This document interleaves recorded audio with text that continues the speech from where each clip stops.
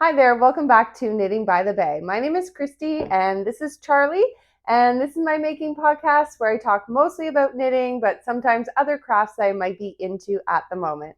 Today's episode is going to be all about my finished objects. I have 3 of them, and also I wanted to talk about my work in progress that I'm still chugging away.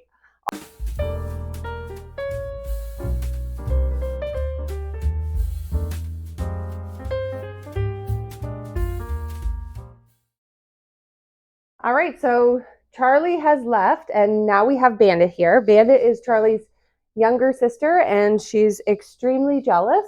So anytime that Charlie is here getting attention, then she wants to be here as well. So she kind of pushed Charlie out of the way, and now she wants to be in the video.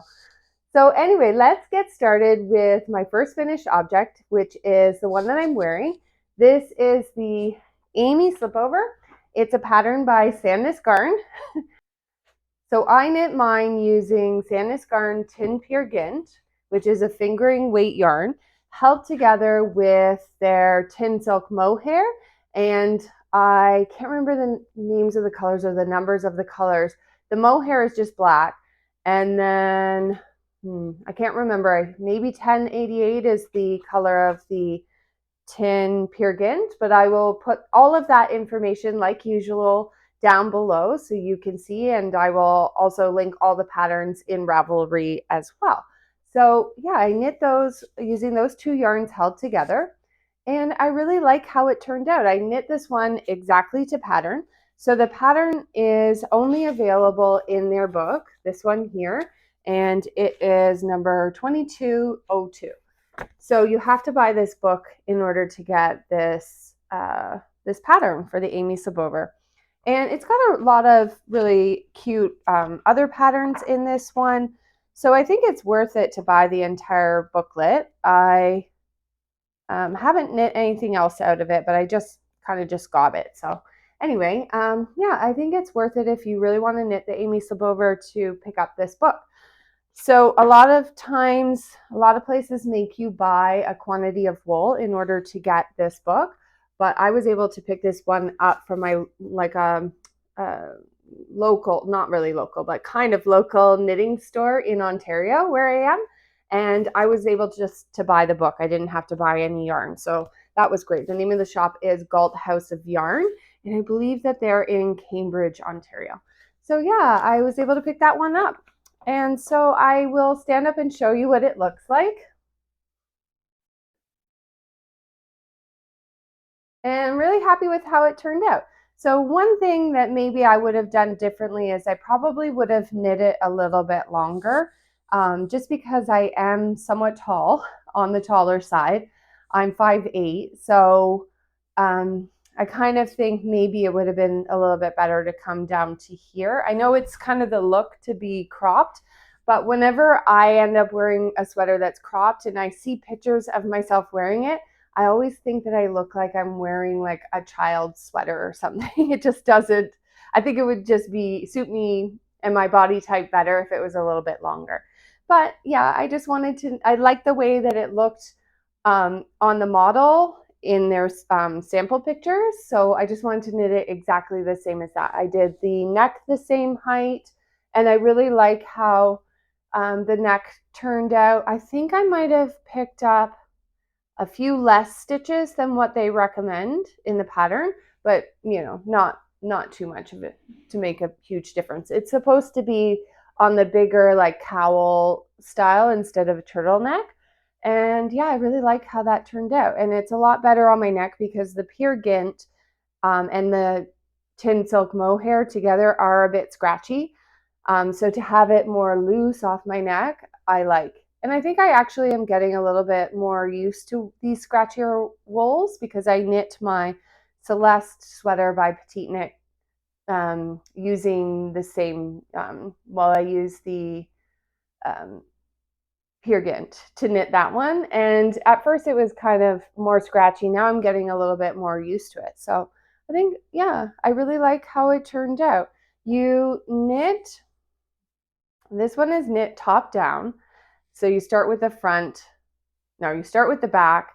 you knit it down, you do some increases to make it come out slightly here and also to go around the arms. And then you do this big chunk of ribbing here, and then you pick up stitches on the shoulder, knit down, increasing over here, and then you pick up stitches on this side, do the same thing, and then you join it in the middle and you knit all the way down at the front, and you do a big chunk of ribbing. And then you are going to go and pick up, actually you cast on stitches onto your needles using a needle and a crochet hook. And that's how you cast on all of these stitches that are not yet attached to the rest of the vest.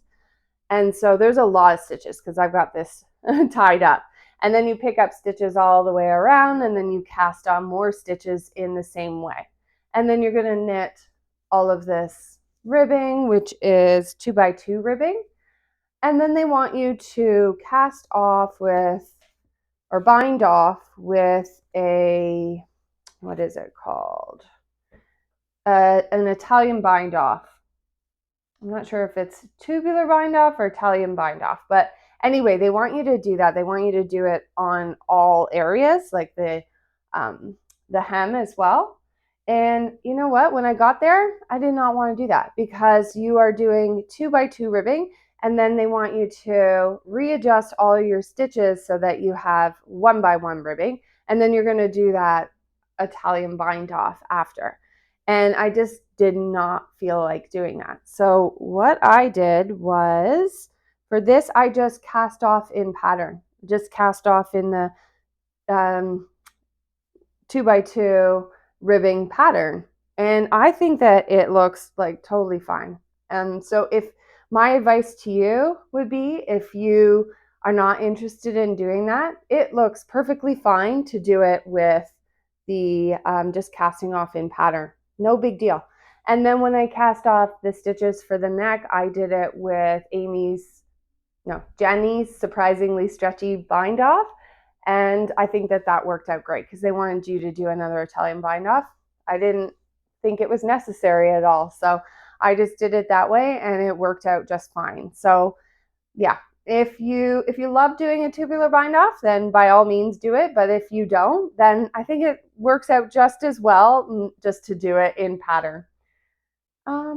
What else do I want to say about this one? Yeah, I really like how it turned out. If I were to do it again, which I don't think that I would knit this again because I don't really need two vests like this, but I would just do it a little bit longer than what it suggests. All right, so I am going to show you my finished object number 2, which is the Prairie top.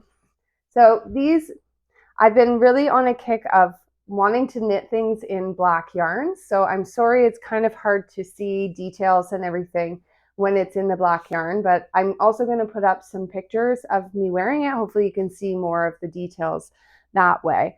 But anyway, this is my Prairie top, which is a pattern by Hargreaves. This is another knitting pattern that's only available in a book, and this one is called Wilder.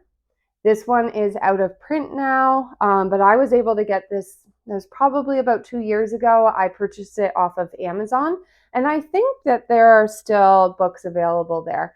So yeah, this one is full of lots of beautiful kind of boho style sweaters that have a lot of lace in them and different kinds of cables and stuff like that. Really nice different textures. So I've been wanting to knit this Prairie top for a couple of years now, and I finally did it. So I knit mine using the recommended yarn, which is Rowan Handknit cotton, and I use the color black. And I knit the size large. So I have a bust of, it kind of fluctuates sometimes. So either between 36 and 38. So I'm more of closer to the 38 at this time. And so I knit the size large. And it actually turned out bigger than what I was expecting. So I think I probably could have, well, I definitely could have done the medium size. And I probably could have done the small size if I wanted something a little bit more fitted.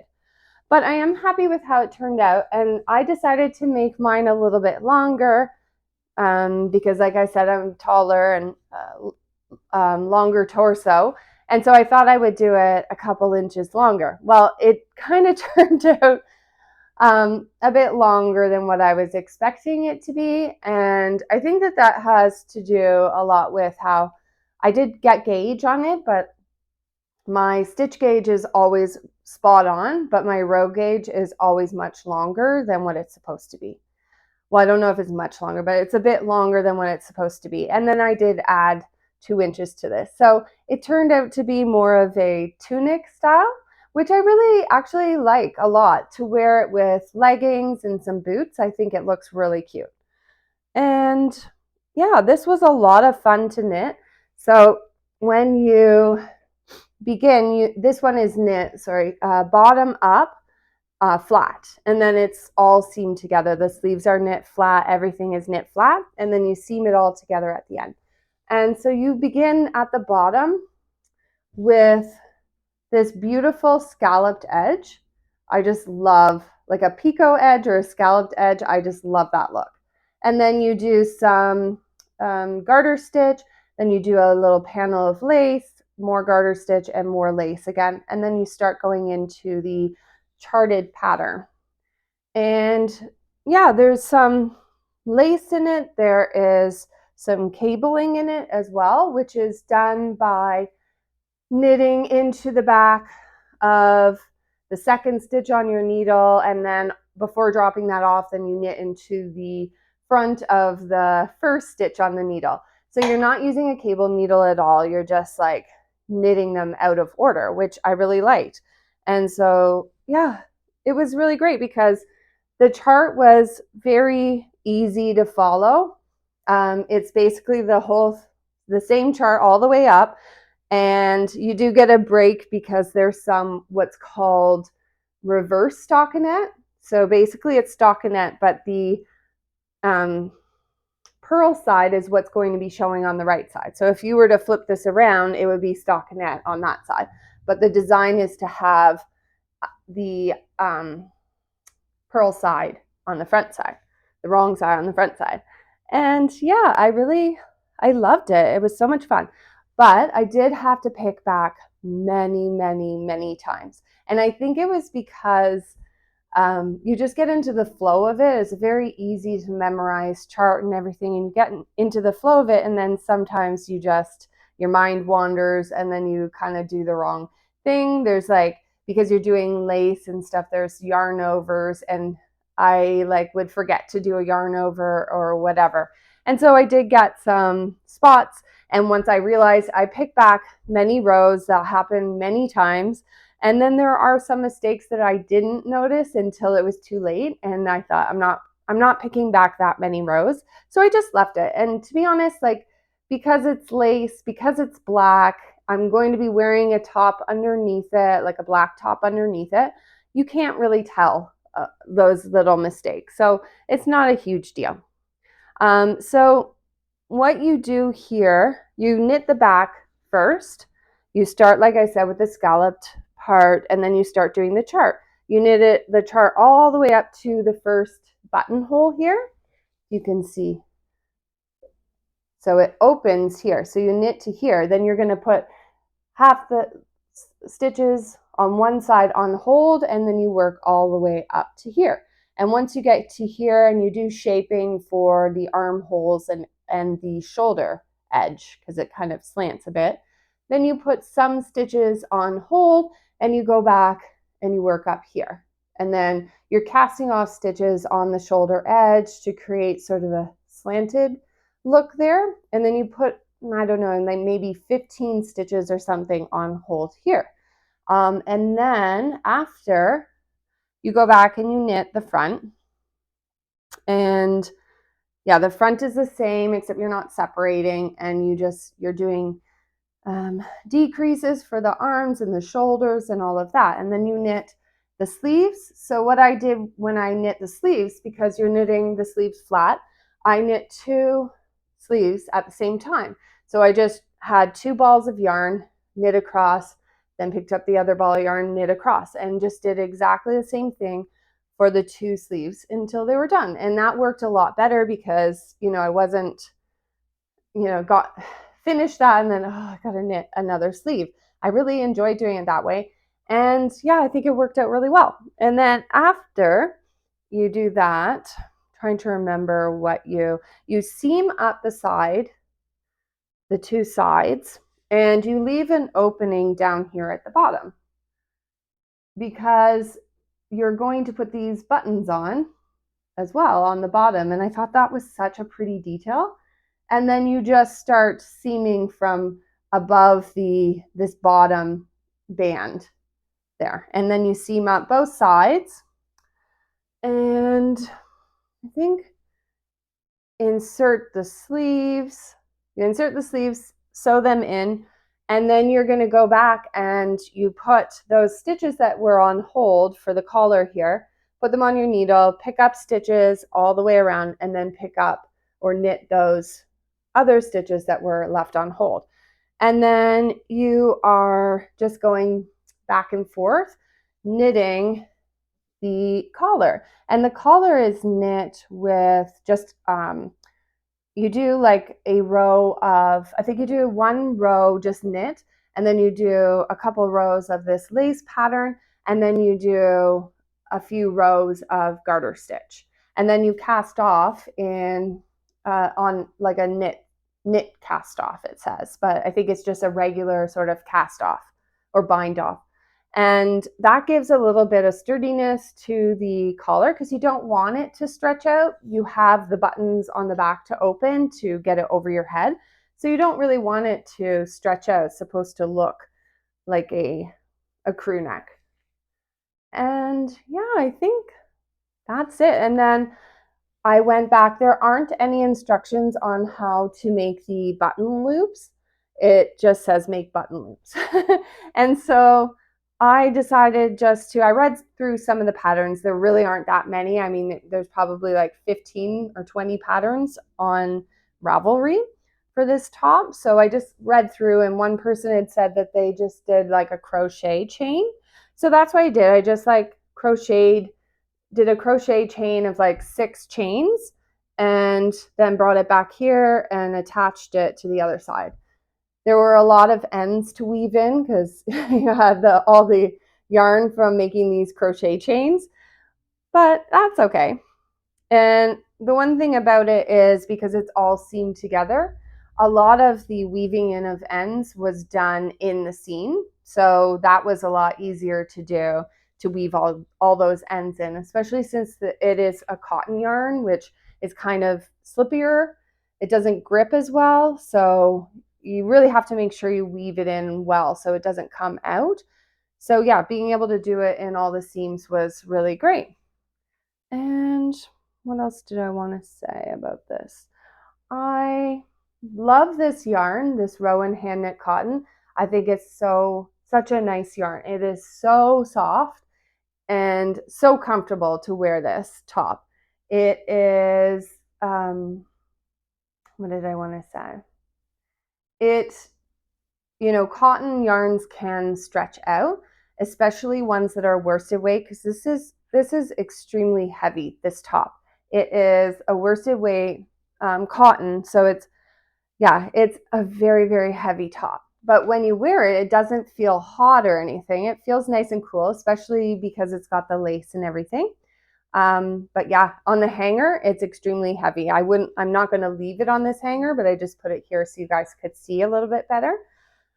But yeah, it's, I think because it's been seamed together, that helps to keep it from stretching out too much. Like, it gives more stability to the top.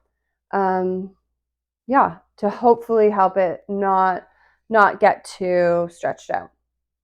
Another thing is these sleeves are supposed to be a 3/4 length sleeve. But for me, they came out to just above my wrist. So they're not exactly bracelet length. They're a little bit shorter than that, maybe 1/2 inch shorter than that. Not a big deal. But I'm not really sure how that happened because I think that you're knitting the sleeve to a certain length. And my arms are not shorter or anything. They're probably longer, but yeah, it ended up being down a little bit down there. So I kind of stretched them out more when I was blocking it so that they wouldn't be at this weird awkward length. So they're sort of like at my wrist now, which I like. I mean, it was supposed to be more of a spring and fall top that I wanted to have the 3/4 length sleeves, but I don't know. I think it looks good because it's like a little bit longer in the body as well. So it's more like a tunic. So to have the long sleeves, I think is good. So yeah, I'm super happy with how this turned out. And I totally recommend this pattern. There wasn't anything too difficult in it. If you are happy knitting lace, I think you'd really enjoy this pattern.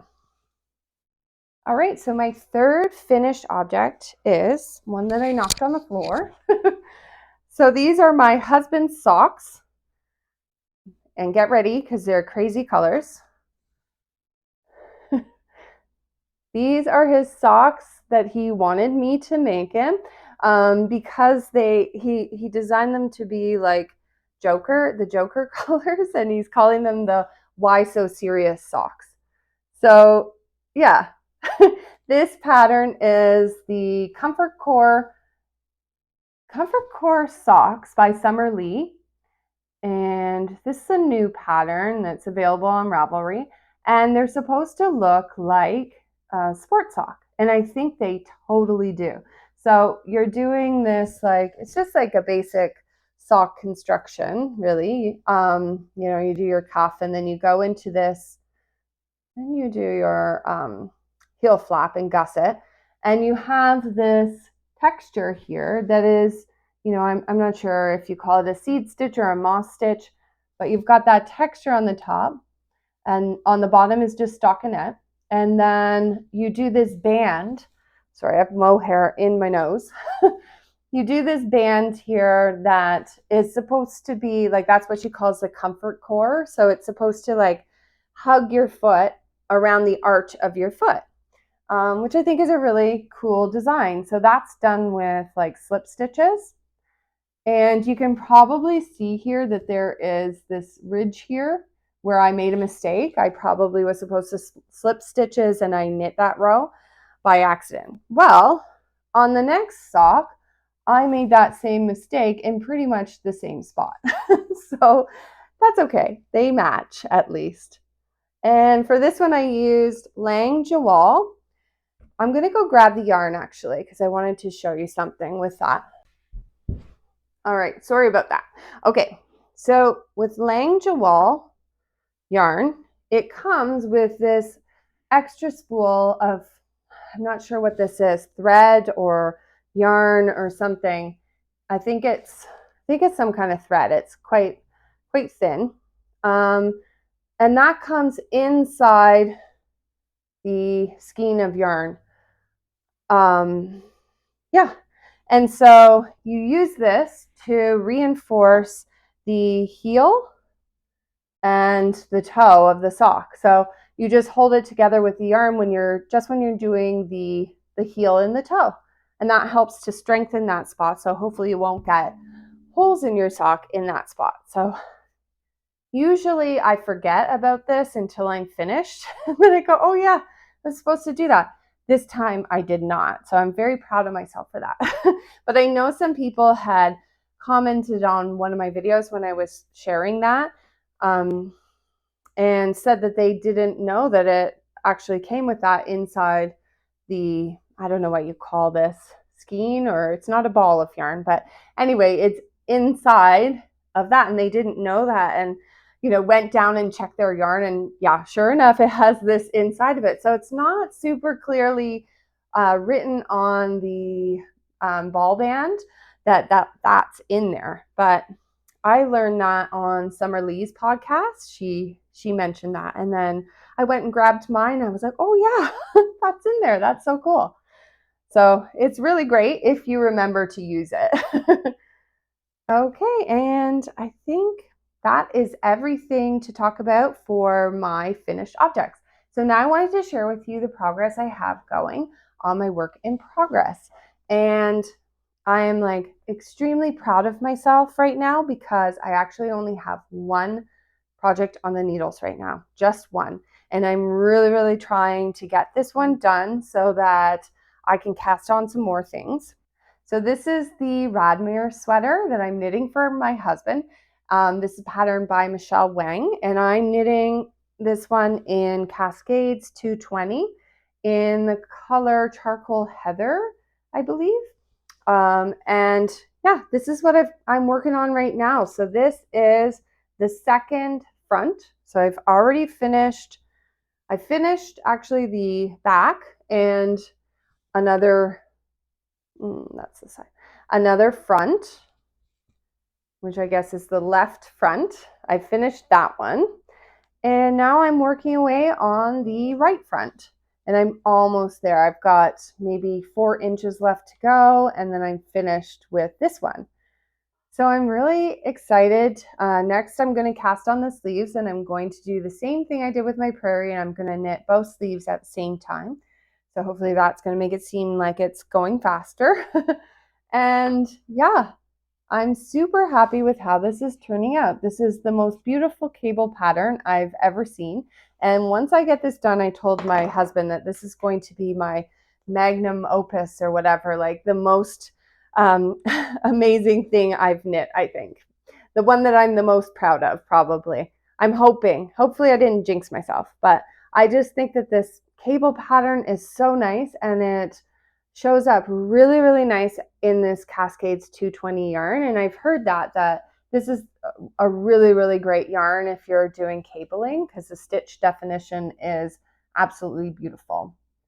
And so, yeah, I have had a really good time knitting this one so far. It's been taking me a very long time though, because it's something I'm fully concentrating on this in order to not make any mistakes on it. And so, yeah, it's taken me a while. I think I cast this one on in December, possibly, but that's okay. I'll probably have it finished right in time for summer.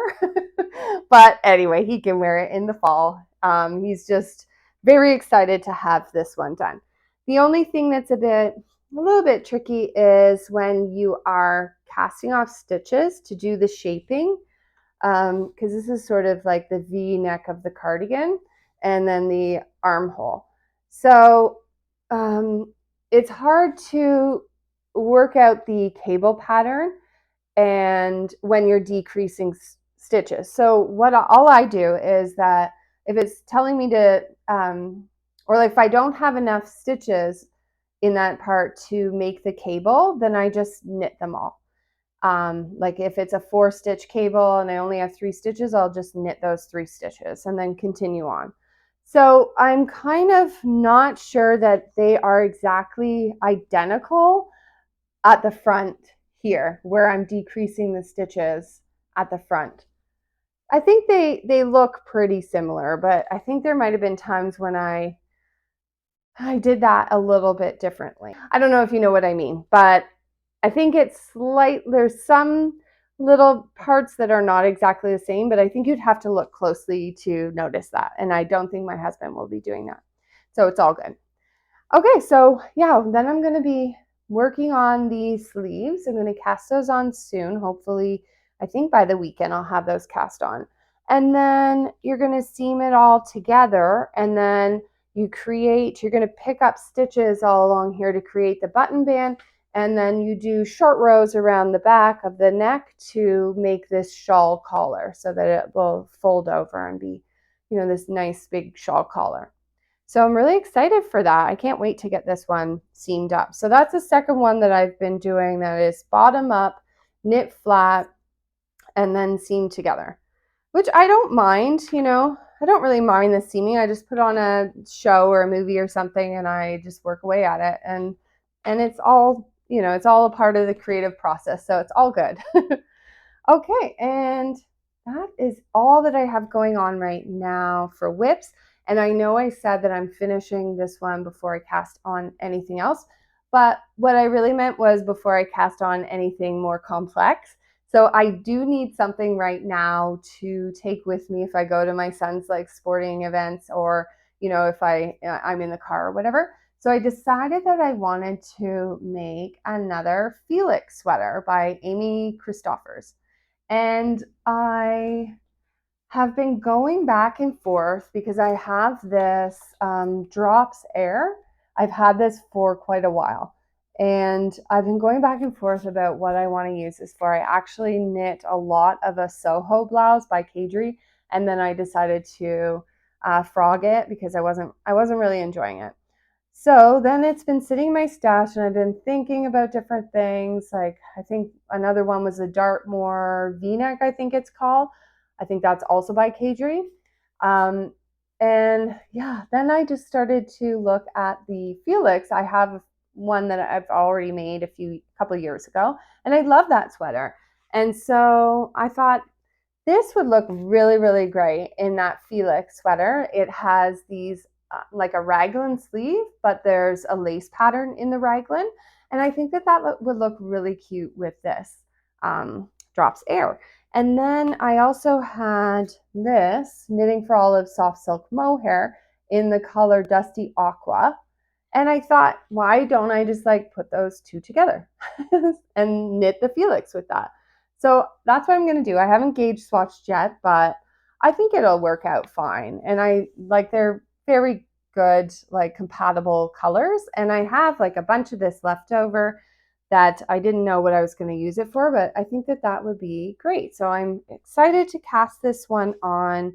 Maybe I'll do that tonight, so I have something, because I'm going to my son's karate tonight, and I have nothing to work on. So I'm just gonna be sitting there like looking on my phone with nothing to work on. So I need to get something simple on the needle soon. I've also ordered a whole bunch of sock yarn from like Patton's Croy sock yarn. So I'm excited for that to come. So I don't want to cast on a different pair of socks. I'm just waiting to get that yarn because I'm excited about the colors that I've chosen, which I'll share with you on the next podcast. But yeah, so I'm waiting for those. So I think I'll cast on the Felix. I remember this sweater being really, really fun to knit and super quick. And I could really use like a super quick project right now after all of this lace and cabling and everything. I just want something that I see the finished product quickly, and something that's like a lot of stockinette. I'm in the mood for doing just plain stockinette for a little while. So yeah, I'm excited to cast that one on. I also I just realized I forgot to try on my Prairie for you guys to see. So I'm going to go and try the Prairie on so you can see what it looks like in person. And then I'm going to give you like a little update on some personal things that are going on if you're interested in hearing anything about that. So just give me 1 sec and I'll be back with my Prairie top. Okay, hi again. It is actually tomorrow now because I went to go upstairs and change out of my Amy vest and put on my Prairie top, and I completely forgot to switch the microphone over. I came back down, I filmed the end of my episode, and then when I went to play it back, I realized I did it all with no volume, so without my microphone. So yeah, I'm back again today to film the end of my episode and show you guys my Prairie top. So here it is on. I'll stand up for you.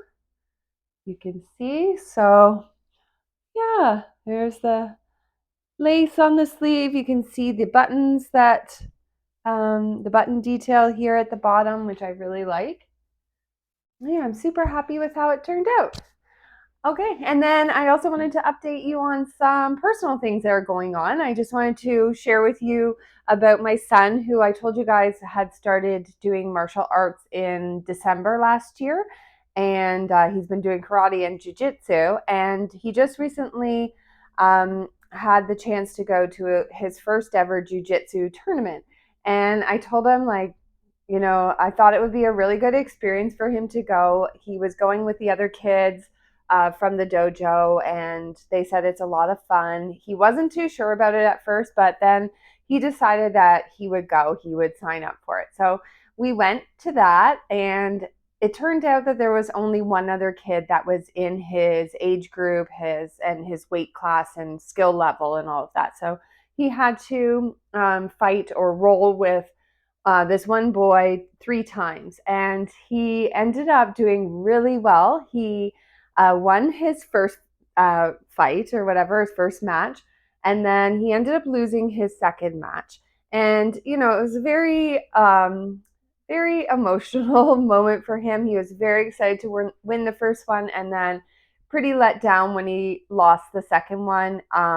But his coach was able to like really pump him up and get him back out there. So he went back out for his third match and he won the third match. So he ended up getting the gold medal for that, for his first ever tournament, which I think was awesome. I'm so proud of him. He worked really hard for that. And yeah, it was really exciting. So the tournament was put on by somebody named Royler Gracie, and he's a very big name in the jiu-jitsu world. Apparently I didn't know this until my son started doing it, but I think his father created this type of jiu-jitsu, the Gracie type of jiu-jitsu, and I think his brother helped to start UFC with another man. I believe that they did it together.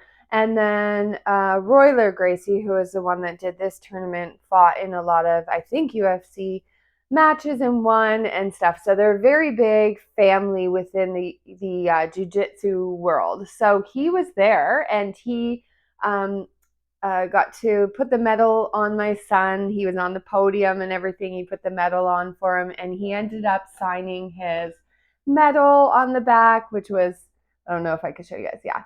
Which was a really great experience. My son also got his jiu-jitsu belt signed by him too. So that was like really, really awesome. And I was super proud of him. So yeah, there's another tournament coming up in June. So I told him, you could think about this. You don't have to tell me now, but let me know later if you want to do it. So we'll see. He might end up doing that one too. And then I guess what we're doing right now is a lot of gardening. We're trying to plant our back garden because we moved into our house about almost 3 years ago. And they didn't do anything in the backyard, the previous owners, but they did dig a huge garden back there. We have a double sized lot. So it's pretty big size backyard, and it goes from one end to the other, and it's like pretty much empty right now. So we're trying to think of big things to fill it up, like perennials that are going to keep coming back every year, and just big ones that are going to take up a lot of space. So yeah, we've planted some viburnums back there, which we actually transplanted them from our front garden into our back garden because last year they grew so big that they were blocking the windows at the front of our house. We had to keep like cutting them back, but they are a massive, beautiful plant. And one thing I didn't realize about them, because they actually look a lot like hydrangeas. They have the big ball of white flowers, this one type that we have. And but I didn't realize they only bloom once in the springtime and then they don't bloom again. So I wanted something that's going to bloom throughout the summer. So we took those out, transplanted them to the back, and planted some new like hydrangeas that are going to bloom throughout the season. So we got the ones that are called Incredible, and apparently they have these like massive white blooms on them. So right now they're about this tall, so it's going to take a little while. But yeah, we're excited about that and excited to plant some more fruit trees this year. Last year we planted 3 cherry trees, and this year we're thinking about planting some peach trees that we saw at the end of the growing season last year at our local nursery. So this year we're hoping to get ourselves a few of those and maybe some other fruit trees to plant. So that's exciting. When we used to live up in Sudbury, which is a couple hours north of where we are now. And we had about 9 acres in that at that house, and we had chickens and we had gardens, and I really wanted a vegetable garden. So I started off and planted a vegetable garden, a massive one. And then I decided I wanted to start growing some flowers. And I started getting interested in flower farming. And I was watching some videos by Florette Farms. She's a flower grower, and I think she has a TV show as well. So I started getting into her stuff. I bought a couple of her books about growing different types of cut flowers. I watched a really great YouTuber. If you're interested in that, her name is Flower Hill Farms. And she was just doing a big garden at her house, and now she's expanded to have her own nursery and a whole bunch of greenhouses and all of this. So she's done really well with it. So I used to watch that and was very inspired by that. So we ended up, I said, I want to grow some flowers. So we did like a pretty good sized garden of that. We did that the first year. And then the second year I said, I want to grow even more flowers. So we ended up tilling a huge area on our property, and I seeded thousands of sunflower seeds. I also grew zinnias, snapdragons, cosmos, bells of Ireland, a whole bunch of different flowers. And I ended up making little bouquets in mason jars and selling them at the end of my driveway. And I'm going to show you a bunch of pictures and stuff from back then. That was about almost 3 years ago. Yeah, probably 3 years ago now. And so, yeah, if you're interested in watching that, I'll show that to you at the end of the video. But yeah, I'm really missing that now. We don't have that much space anymore. We still have a good space, but it's a lot of work to be weeding those giant gardens and everything all by myself. So yeah, now we have a more manageable garden.